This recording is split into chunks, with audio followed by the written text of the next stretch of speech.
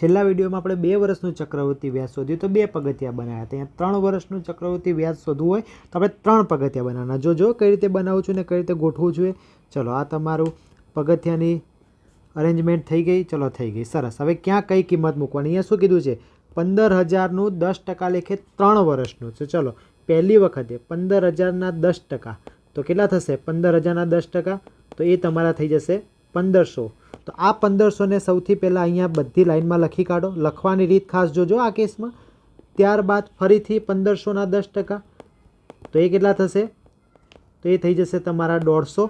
તો અહીંયા 150, અહીંયા જે આવે એના ડબલ કરીને લખવાના, આટલું 9, અને છેલ્લે ફરીથી 3 વર્ષ કીધા એટલે એના ફરીથી 10%, બરાબર. તો એ થઈ જશે તમારા 15. ચલો બધાનો સરવાળો કરો. અહીંયાથી મને મળે છે 4500, અહીંયાથી મળે છે મને 450, અહીંયાથી મળે છે મને 15. બધાનો હું સરવાળો કરું એટલે મને મળશે 49,65.